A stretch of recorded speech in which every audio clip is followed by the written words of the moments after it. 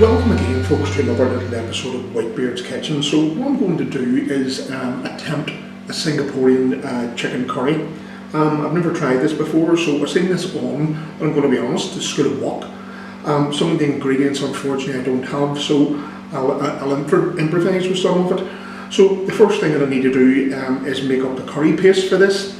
And so I'll put this into the blender and I'll tell you what's going into it as I put it in. Okay. So everyone, I'm just kind of cooking this for one person, so which is my good self. So what I have here, I have going in, is about 6 to 8 small dried chilies. I've taken as many seeds out as I possibly can. I have about a thumb piece size of ginger mixed with 2 cloves of garlic.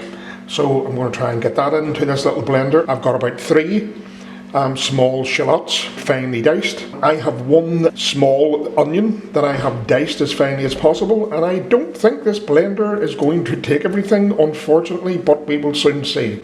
So I'll just put what I can in for now and give it a good push down, and let's hope the heck that it works. Also, what I should be adding in, and I don't have it, or half a tablespoon of chicken bouillon powder. I am just using the good old stock cube, chicken stock cube. So I'll use 2 of them, or 1.5 actually. I'll just use to be on the safe side. I don't want to make it too salty. I'll put in a pinch of salt, very small pinch. It's rock salt that I have going in here, and there I go. I see that I have already some of the garlic and stuff. You can see it. Holy shit, it's on the counter. So there we go. That's a good start. Anyway, it's Tuesday evening. It's midweek, and I'm sober for a change. I'm going to add in just a teaspoon of sugar, and then some of the where I've soaked the dried chilies. I'm just going to use a taste of water in this. Turn the thing on, and now for the moment of truth, have I overfilled my little blender.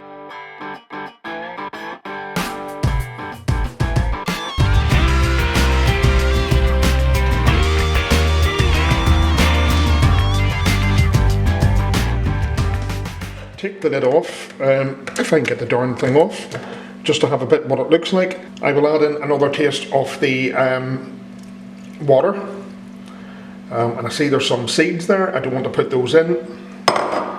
So, in actual fact, that's all the water, and I'm roughly going to say that's probably about maybe a cup of water.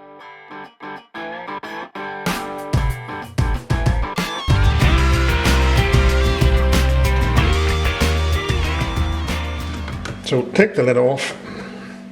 I'm going to give it another whirl. I'll be back in a few seconds and see what it's like. Excuse me, while one wipes one's hands so I don't wipe my eye. Okay folks, so what I have here now is roughly about maybe 50 to 70 mils of just good old vegetable oil heating up in the wok.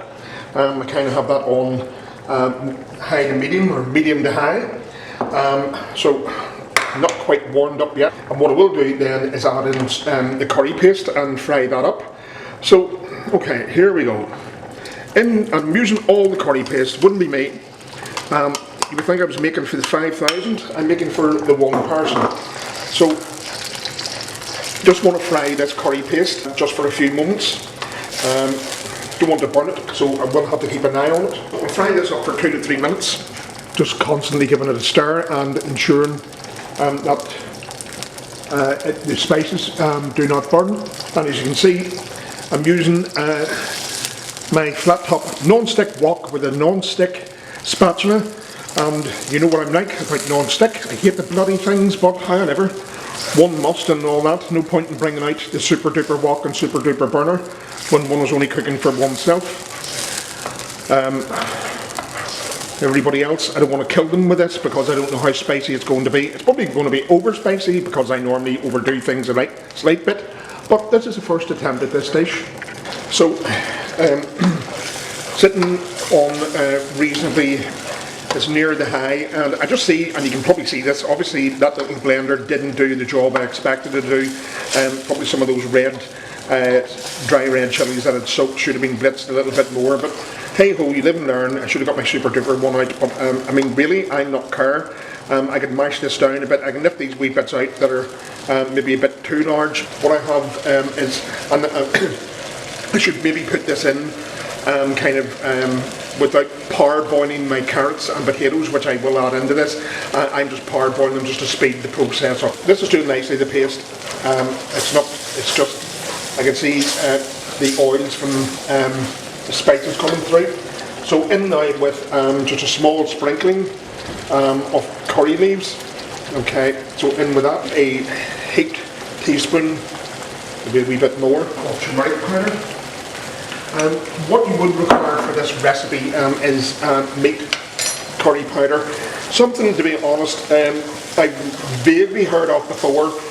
I don't have it, so I am just going to use, and again this is improvisation, but if you have meat curry powder, ideally use it. I'm going to use roughly a level teaspoon, because it would be 2 tablespoons. Again, I'm cooking for myself, so 4 teaspoons, probably equivalent to 2 tablespoons. I'm going to add in just a teaspoon of mild Madras curry powder for me.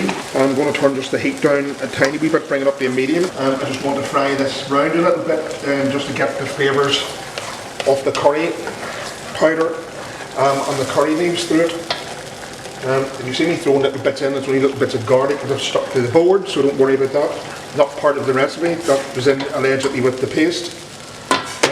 Still going to let those potatoes and carrots do, and it's a small potato, just cut into quarters, and 2 small carrots I have done. Obviously you would make that larger for a larger amount for a number of people. That's doing nicely.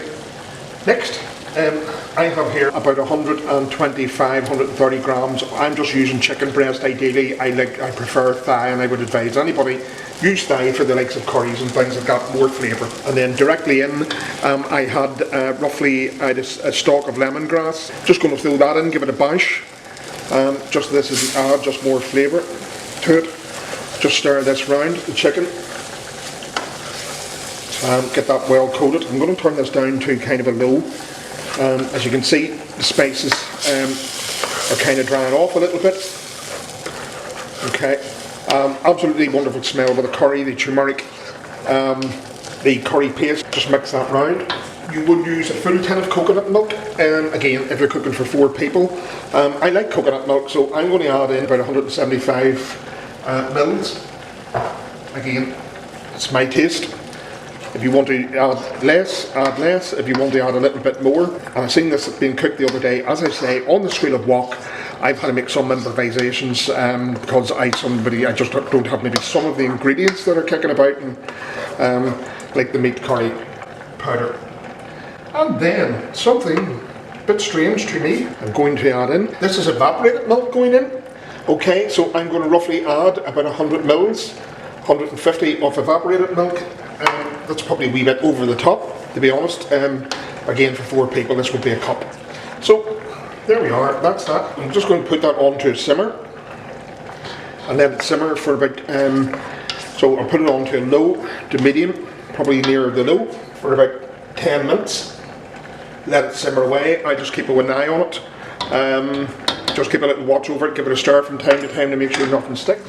Okay folks, so just back again. I've been keeping a little eye on this as it's been kind of simmering, just giving it the odd stir, bringing stuff, scooping from round the sides, because sometimes I find that as things bubble up, a little bit of the flavour gets stuck in around the edges. You could put your carrots and potatoes in. When I seen this recipe being done on the School of Wok, they kind of put it in without parboiling or pre-boiling the veg. I did with mine just to speed my process up a tiny bit. So in goes my potato and my carrots. As you can see, I'll have a piece of stew. My little good wifey, who's just entered the kitchen, had made some jam tarts. What a stupid thing to do. She left me in the kitchen to my own devices. However, it wasn't me, it was the jam tart fairy that's been about. Okay, so that's the potatoes and the carrots in. I'm going to say maybe 15 minutes. Again, just let it simmer. The chicken has been cooked. It's been on a right wee while now, along with the curry. I have tasted this. It is a little bit on the spicy side. I'm going to add a tiny wee bit more sugar in, I think, while off camera, teaspoon. As I say, I probably put a wee bit too much red chilli in. I probably put what you would do for 4 people, but hey ho. So maybe cut back from 6 red chillies, whether they're small, large and different. And I did take the seeds out, or as many as possible, so I'm glad that I did. It's spicy, not spicy for me, but I don't know about the folks here in the house whether they would eat this or not. I could cut it down a bit again, simply by not adding as many soaked red dried chilies. I'll probably just do simple boiled rice with this.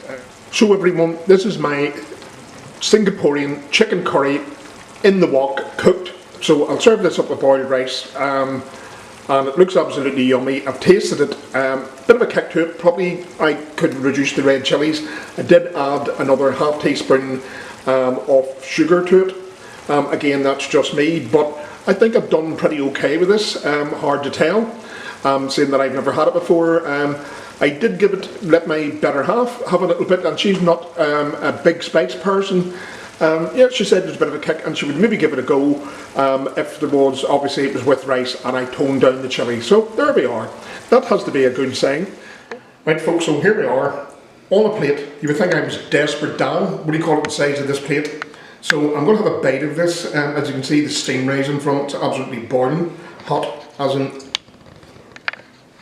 warm. Oh. This is absolutely wonderful. I can taste the lemongrass, which you can see here. I'm not going to eat that, obviously. That's for flavour. The curry leaves, mine were dried. Great. I can taste the taste coming out of that.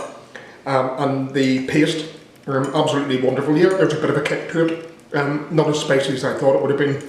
I would definitely give this a go. So this is Singaporean chicken curry, Whitebeard style, and copied from the School of Wok. So I'll give them a wee plug. See you soon. Enjoy your evening and rock on.